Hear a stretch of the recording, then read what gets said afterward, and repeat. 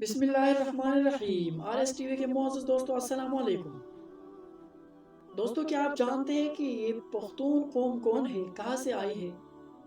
تو بالکل دوستو، آج کی ویڈیو میں ہماری پختون قوم کے بارے میں ہم آپ کو بتائیں گے۔ لیکن ویڈیو میں آگے بڑھنے سے پہلے اگر آپ ہمارے چینل پہ نئے ہیں تو پلیز سبسکرائب کر دیں۔ دوستو، پٹھان کو افغان کہتے ہیں۔ افغان اس لیے کہتے ہیں کیونکہ افغان سلیمان علیہ السلام کا ایک بیٹا تھا اور ان کو جنات کی زبان سے پیار ہوا تھا۔ تو انہوں نے اپنے والد حضرت سلیمان علیہ السلام سے کہا کہ آپ جنات کو کہے کہ مجھے اپنی زبان سکھائے۔ حضرت سلیمان علیہ السلام نے اپنے بیٹے کی درخواست قبول کی اور جنات کو حکم دیا کہ افغان کو جنات کا زبان سکھائی جائے۔ وہی زبان بعد میں پختون کے نام سے پہچانی گئی۔ دوستو، پٹھانوں کی اصلیت اور قومیت کی جو دلائل ہے وہ یہ ہے کہ پٹھان حضرت ابراہیم علیہ السلام کی اولاد میں سے تھے اور حضرت اسحاق علیہ السلام کی اولاد ہے اور قومیت سے بنی اسرائیل ہے۔ انگریز مورخین لکھتے ہیں کہ پٹھان قوم ارجینیا کے ایک حصے میں رہتے تھے اور ارجینیا کے لوگوں کا دعویٰ ہے کہ افغان قوم یعنی پٹھان ہم میں سے۔ دوستو، البانیہ کے افغان جو کہ بعد میں افغان بنے ارجینیا سے ہندوستان کی طرف چل پڑے، اور مورخین لکھتے ہیں کہ اسرائیل قبائل بہت تکالیف اور مصائب کے بعد افغانستان میں آباد ہوئے۔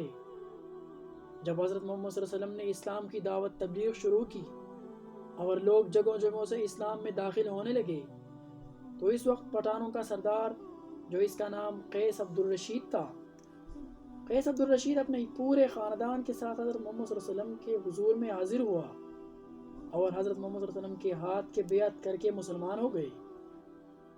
اس لیے دنیا بھر میں پختون جہاں بھی ہوں گے مسلمان ہوں گے، اور دنیا میں پٹھان واحد ایک ایسا قوم ہے جس میں مسلمانوں کے علاوہ اور کوئی مذہب نہیں۔ دوستو، اگر پختون سے کہا جائے کہ آپ پہلے پٹھان تھے یا مسلمان، تو جواب ہوگا میں 5000 سال سے پٹھان تھا اور 1400 سال سے مسلمان ہوں۔ دوستو، اب یہاں سوال یہ پیدا ہوتا ہے کہ افغان قوم کو پٹھان کیوں کہتے؟ تو جب کافروں نے مکہ پر قبضہ کر لیا تو حضرت محمد صلی اللہ علیہ وسلم نے حضرت خالد بن ولید رضی اللہ عنہ کو حکم دیا کہ جاؤ اپنے افغانیوں کو جہاد کے لیے بلاؤ۔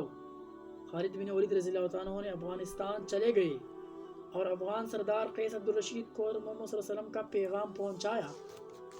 دوستو، قیس عبد الرشید کی قیادت میں ایک لشکر مکہ مکرمہ روانہ ہو گئی۔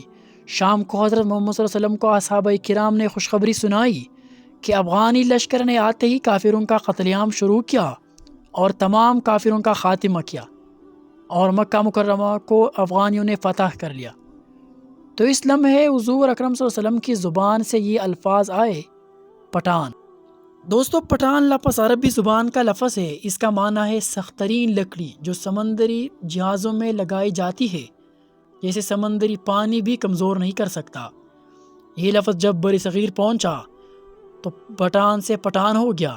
اگر اس کی تاریخ میں معائنہ کی جائے تو فارسی میں پشتون، مقامی زبان میں پختون اور اردو میں اسے پٹھان کہتے۔ یہ قوم دنیا کی ہر کونے میں موجود ہے، جو غیرت اور بہادری کی وجہ سے سب جانتے ہیں۔ اور لفظ پشتون کا مطلب ہوتا ہے غیرت اور وفا والا اور اپنے عزت اور دین پر مر مٹنے والا۔ دوستو، پٹھانوں نے قیام پاکستان میں بھی بھرپور حصہ لیا۔ دوستو، تاریخ کے مطابق پٹھان یونانی یا آریائی نسل سے ہے اور بعض کے نزدیک یہ قیس عبد الرشید کا اولاد ہے، جبکہ تیسرے نظریے کے مطابق یہ اسرائیل قبائل سے ہے۔